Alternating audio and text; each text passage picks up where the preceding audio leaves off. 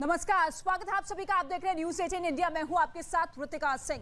रूस और यूक्रेन युद्ध की वजह से अनाज संकट का खतरा झेल रही दुनिया के लिए यह खबर सुकून देने वाली हो सकती है। पुतिन ने ऐलान किया है कि वो यूक्रेन को दुनिया को अनाज भेजने से नहीं रोकेगा और यूक्रेन के अनाज से लदे जहाजों को सुरक्षित रास्ता भी दिया जाएगा ताकि पूरी दुनिया को गेहूं समेत दूसरे अनाज पहुंच पाए।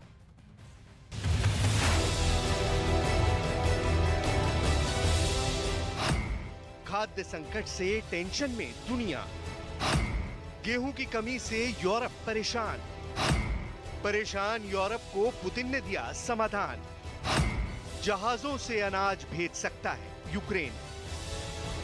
पिछले 100 दिन से जारी रूस और यूक्रेन युद्ध की वजह से रूस और यूक्रेन से यूरोप समेत दुनिया के दूसरे देशों में गेहूं समेत दूसरा अनाज नहीं पहुंच पा रहा है।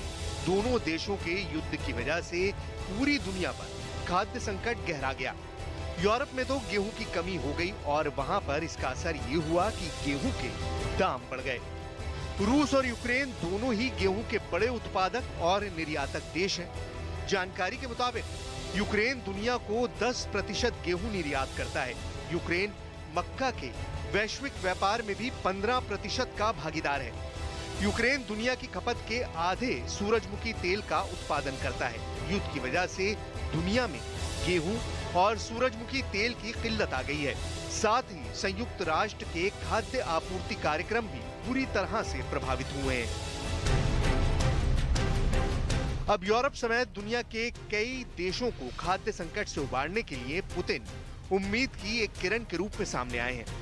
रूसी राष्ट्रपति पुतिन ने खाद्य संकट पर बड़ा ऐलान किया। पुतिन ने कहा है कि यूक्रेन के बंदरगाहों से अनाज निर्यात करने में कोई दिक्कत नहीं आने दी जाएगी।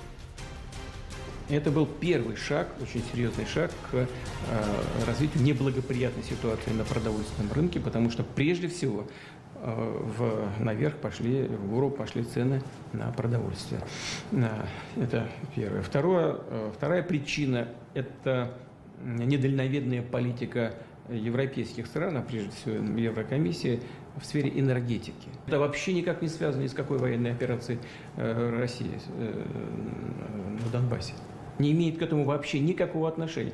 Но следующий шаг, когда началась наша операция, европейские, американские партнеры, так называемые, они начали предпринимать шаги, которые усугубили ситуацию в этом секторе, и в продовольственном, и в секторе производства удобрений.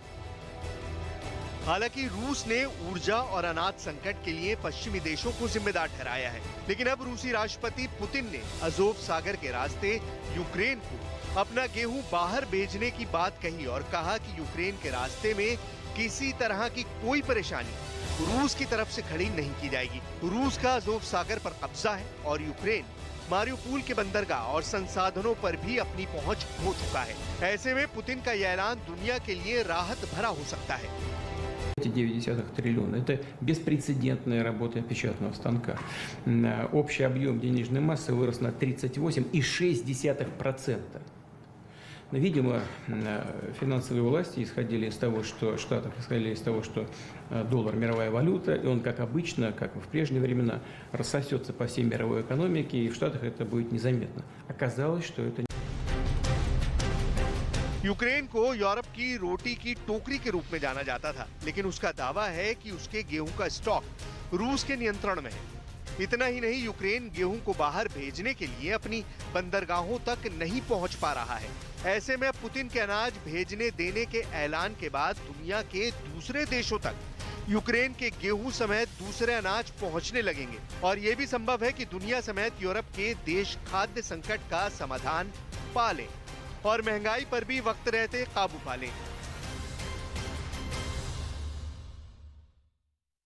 और रूस अमेरिका समेत पश्चिमी देशों पर यह आरोप लगा रहा है कि वो यूक्रेन को हथियार देकर आग में घी डालने का काम कर रहा है। यूक्रेन को डर सताने लगा है कि पुतिन इस बार एक बहुत बड़ा हमला करने वाले हैं। जंग के 100 दिन पूरे होने के बाद काला सागर यानी कि ब्लैक सी में कुछ बहुत बड़ा होने की खबर है।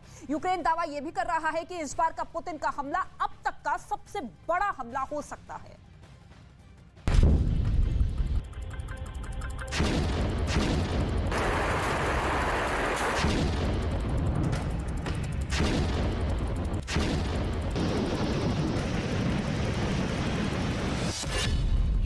को लगातार मिल रहे हथियारों से गुस्से में पुतिन।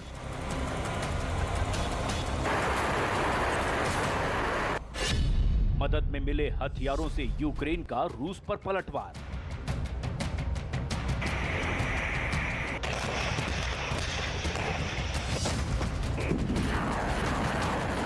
रूस के राष्ट्रपति व्लादिमीर पुतिन ने जर्मनी और फ्रांस के नेताओं को यूक्रेन को हथियारों की आपूर्ति बढ़ाने के खिलाफ चेतावनी दी है और कहा है कि इस कदम से हालात और खराब हो सकते हैं। व्लादिमीर पुतिन ने दोनों देशों के राष्ट्राध्यक्षों को इस खतरे से आगाह भी किया। अमेरिका को वो बार बार चेतावनी दे चुके हैं कि यूक्रेन को लगातार हथियारों की जो मदद दी जा रही है वो युद्ध को और भड़काने वाला है।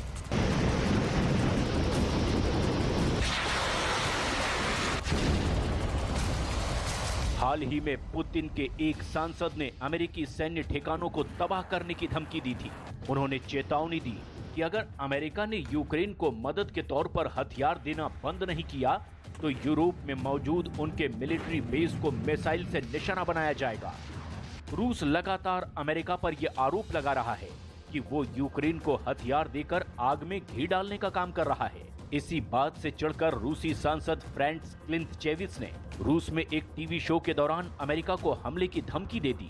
उन्होंने अमेरिका को चेतावनी देते हुए ये भी कहा कि अगर उसने यूक्रेन को HIMARS यानी high mobility artillery rocket system दिया तो यूरोप में मौजूद अमेरिकी सैन्य ठिकानों को एक लंबी दूरी तक मार करने वाली मिसाइलों से तबाह कर दिया जाएगा।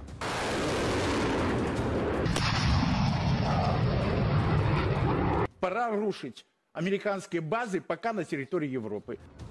कुछ रोज पहले ही पुतिन के एक समर्थक ने नेटो देश ब्रिटेन को भी बर्बाद करने की धमकी दी थी और ये भी चेतावनी दी थी कि अगर ब्रिटेन ने यूक्रेन को मदद देनी बंद नहीं की तो उससे भी गंभीर परिणाम भुगतने होंगे।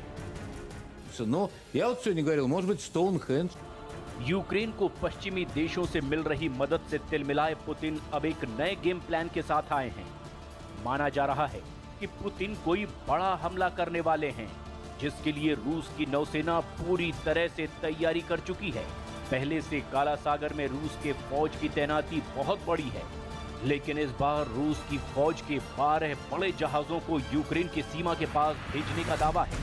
यूक्रेन ने दावा किया है कि इतनी बड़ी तैनाती के पीछे जरूर कोई बहुत बड़ा प्लान है। यूक्रेन की तकरीबन सभी बंदरगाहों पर रूस पहले से ही पूरी तरह कब्जा जमा चुका है।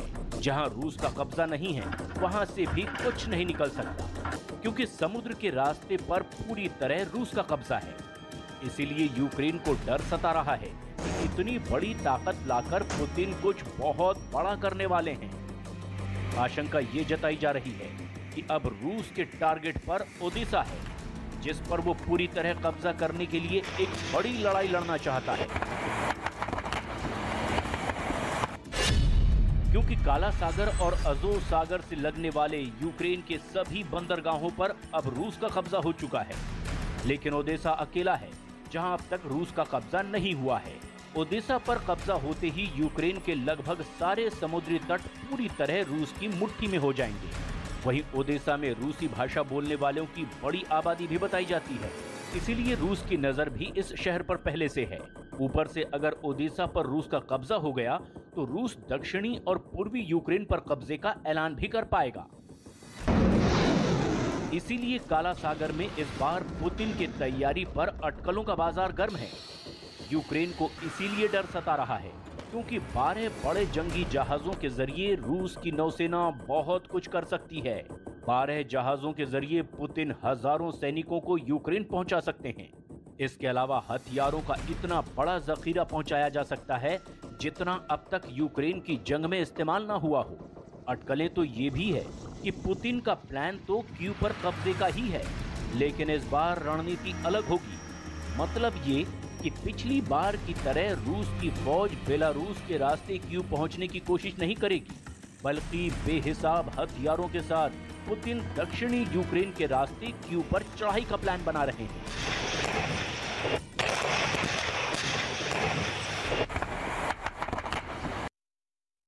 और काफी दिनों बाद एक बार फिर यूक्रेन की राजधानी कीव पर हमला हुआ है। राजधानी कीव में आज सुबह एक के बाद एक 4 धमाकों की आवाज सुनी गई और इसी बीच अब आपको दिखाते हैं कि युद्ध के बीच किस तरह कीव एक बार फिर से उठ खड़े होने के लिए तैयार हो रहा है।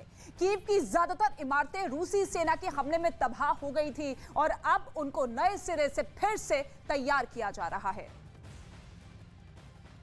रूस और यूक्रेन की जंग अभी भी चल रही है। 100 से ज्यादा दिन बीत चुके हैं। कीव के बाहरी इलाकों तक एक समय में रूस पहुंच गया था और जो नुकसान कीव में किया है, अब वहां क्या स्थिति है वो तस्वीर हम आपको दिखाते हैं। देखिए, मिजोवा इलाके में हमारी मौजूदगी है, जो कीव का इलाका है। इस रिहायशी इमारत पर एयर स्ट्राइक की गई थी। आप देखेंगे पूरी तरह से ये जो शुरू की इमारत थी, आप देखेंगे इसका फ्रंट जो हिस्सा है वो ध्वस्त हो चुका है और अब जो यहाँ का कंस्ट्रक्शन डिपार्टमेंट है उसको ये कहा गया है कि वो इस इमारत का जायजा लें पुनर्निर्माण के लिए, रिकंस्ट्रक्शन के लिए। आप तस्वीरों में देखेंगे किस तरह से यहाँ इस इमारत, इस बिल्डिंग के आसपास एक वॉल बनाई जा रही है ताकि यहाँ पर जो कंस्ट्रक्शन का काम है या जो जायजा लिए जाने का काम है उसको कराया जा सके। देखिए, जेसीबी यहाँ पर बुलाई गई है। इस जेसीबी से यहाँ जितना भी मलबा था उसको हटाया जा रहा है और जरा इस घर के सामने ये जो मलबा पड़ा है, आप देखिए किस तरह के हालात यहाँ पर रहे होंगे। जो लोग यहाँ रहते थे फिलहाल वो यहाँ पर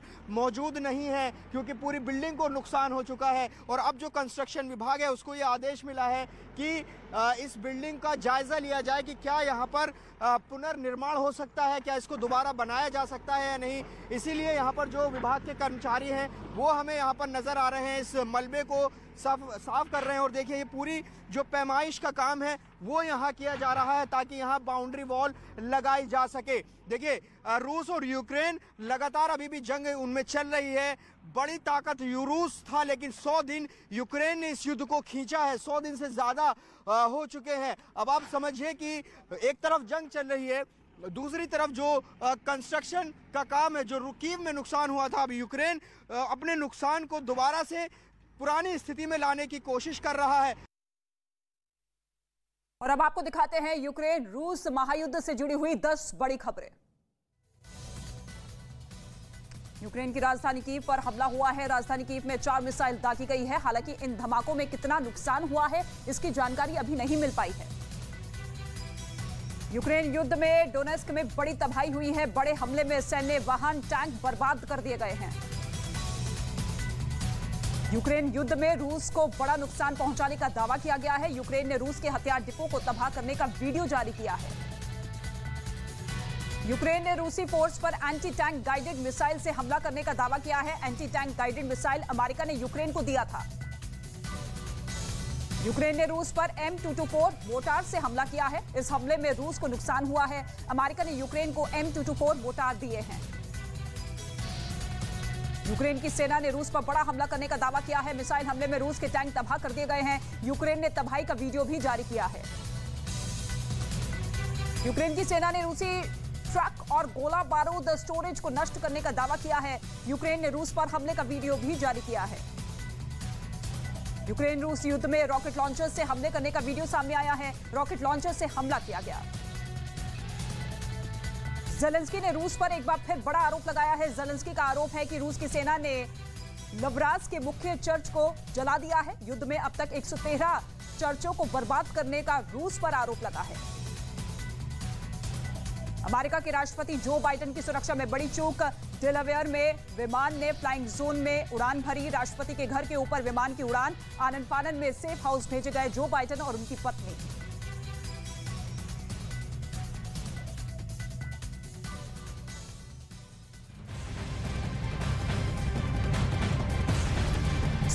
गुजर जाने के बाद भी रूस और यूक्रेन के बीच जारी जंग थमने के बजाय और तेज होती जा रही है। आलम यह है कि जंग की आग अपने आगोश में आने वाले हर शहर का वजूद जलाकर राख करती जा रही है। यूक्रेन के मैदान जंग से आई खबर के मुताबिक रूस की सेना डोनबास इलाके पर इंच दर इंच कब्जा करती जा रही है और 100 दिन की लड़ाई के बाद यूक्रेन के राष्ट्रपति ज़ेलेंस्की भी ये बात मानने के लिए मजबूर हो चुके हैं कि रूस यूक्रेन के 5वें हिस्से पर अपना कब्जा जमा चुके हैं। तो क्या ये राष्ट्रपति ज़ेलेंस्की का कबूलनामा है या कोई नई वॉर स्ट्रैटेजी है? देखिए इस खास रिपोर्ट।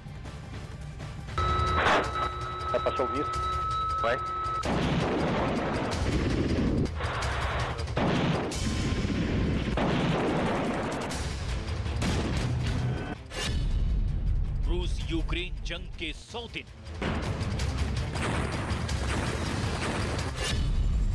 जंग ने बिगाड़ा यूक्रेन का नक्शा। डॉनबास जीतने के करीब रूस।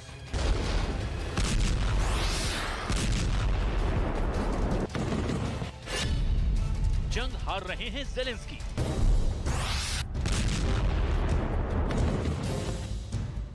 जंग की आग अपने आगोश में आने वाली हर शय का वजूद जलाकर राख कर देती है और उसकी सबसे बड़ी मिसाल बनी है खुदा की ये इबादत गाह। ये यूक्रेन के सेविताहिर शहर में 19वीं शताब्दी में बना ऑल सेंट्स स्कीड चर्च है। इस चर्च की पूरी इमारत लकड़ी से बनाई गई थी, लेकिन रूसी सेना की गोलाबारी की वजह से खुदा का ये घर आज आग की लपटों में घिरा है।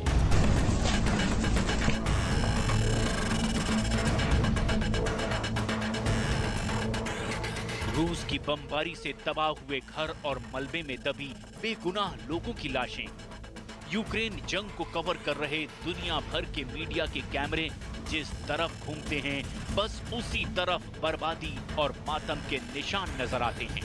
तबाही की ये तस्वीरें यूक्रेन के डॉनबास इलाके की हैं, जिस पर कब्जा करने के लिए रूस ने अपनी पूरी ताकत झोंकी हुई है। रूस की सेना डॉनबास के दोनेत्स्क और लुहांस्क पर कब्जा करने के बिल्कुल करीब है।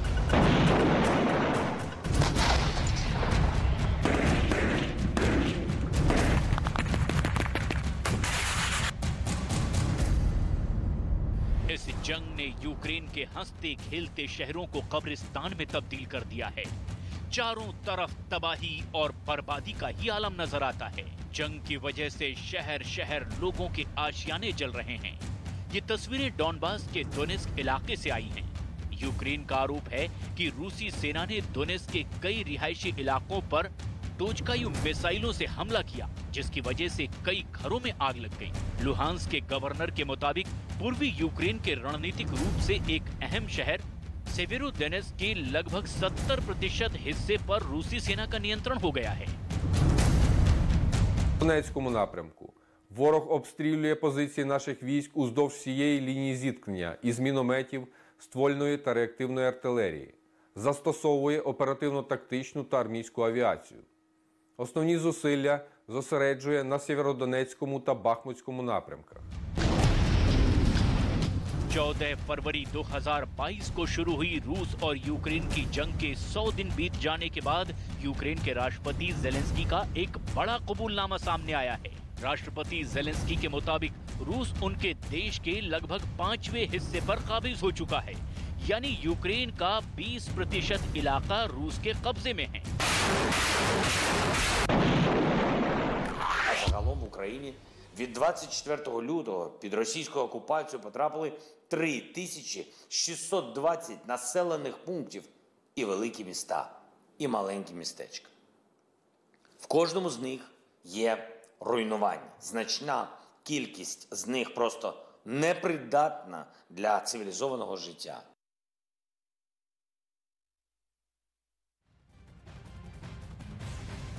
और खुद ज़ेलेंस्की भी अपने बयानों में ये बात मान रहे हैं कि डोनबास की जंग उनके लिए मुश्किल होती जा रही है, क्योंकि डोनबास में रूस की सेना हर रोज एक नए इलाके पर कब्जा कर रही है और इसका मुकाबला करने में यूक्रेन के हर रोज 100 से ज्यादा सैनिक मारे जा रहे हैं। फिलहाल डॉनबास में रूस की सेना इतनी ताकत के साथ लड़ रही है कि यूक्रेन की फौज के लिए अब डॉनबास में उनका मुकाबला करना लगभग नामुमकिन लगने लगा है। राष्ट्रपति व्लादिमीर ज़ेलेंस्की के बयान के मुताबिक रूस यूक्रेन की जमीन का 20% इलाका जीत चुका है। इस 20% हिस्से में दक्षिणी यूक्रेन का क्राइमिया भी शामिल है। रूस ने क्राइमिया पर 2014 में ही कब्जा किया था। रूस ने यूक्रेन के 3620 इलाकों पर हमला किया। यूक्रेन उसमें से 1017 इलाकों को वापस हासिल कर चुका है। जंग में हर रोज यूक्रेन के 100 सैनिक शहीद हो रहे हैं और 400 से 500 सैनिक रोजाना गंभीर रूप से घायल हो रहे हैं।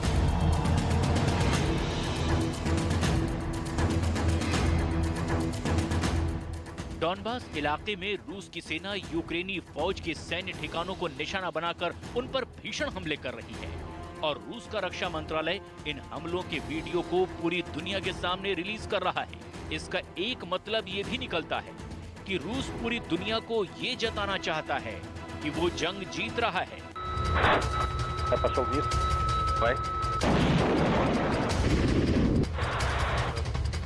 इस वीडियो में आप रूस के KA-52 एलिगेटर जंगी हेलीकॉप्टर से बरसते हुए कहर को साफ देख सकते हैं।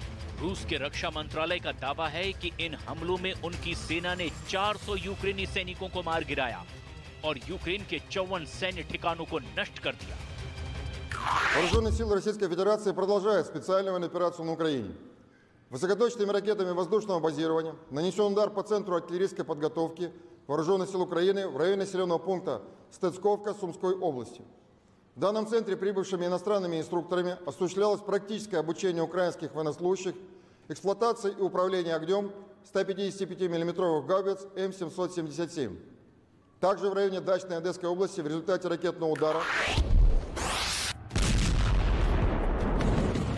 रूस यूक्रेन के बीच जंग ने यूक्रेन में भीषण तबाही मचाई है। कीव स्कूल ऑफ इकोनॉमिक्स के एनालिटिक्स डिवीजन की रिपोर्ट के मुताबिक यूक्रेनी अर्थव्यवस्था को अब तक 820 करोड़ रुपए का नुकसान हो चुका है। इतना ही नहीं, 24,000 किलोमीटर सड़कें और 300 पुल अब तक यूक्रेन में नष्ट हो चुके हैं।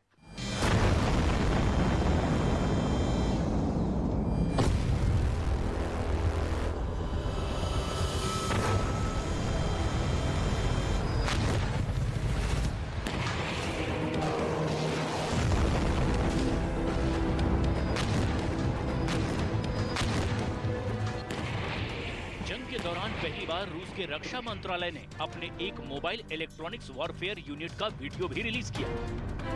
रूस के रक्षा मंत्रालय का दावा है कि इस यूनिट के जरिए वो यूक्रेन की फौज की कम्युनिकेशन लाइंस और इंटरनेट को जैम कर सकता है और यूक्रेन के ड्रोन को मिलने वाले किसी भी कमांड को बाधित कर सकता है।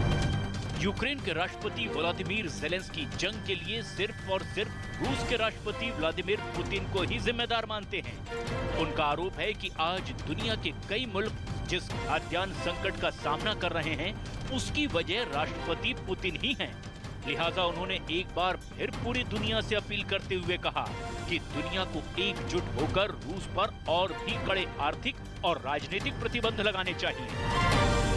Масштабна війна у Європі та дестабілізація світових ринків, які сталися з провини Росії, напряму відображаються на житті кожного народу і усіх міст вільного світу. Тому закликайте тиснути на Росію ще більше. Не допомагайте їй. यूक्रेन के राष्ट्रपति व्लादिमीर ज़ेलेंस्की के मुताबिक जंग की वजह से यूक्रेन की अर्थव्यवस्था चरमरा गई है। इतना ही नहीं, रूस यूक्रेन के औद्योगिक के साथ साथ उसके अनाज पर भी कब्जा कर चुका है। इसके अलावा जंग की वजह से यूक्रेन की 68 लाख आबादी को पलायन के लिए मजबूर होना पड़ा है। एक आंकड़े के मुताबिक यूक्रेन की 15% आबादी देश छोड़कर जा चुकी है।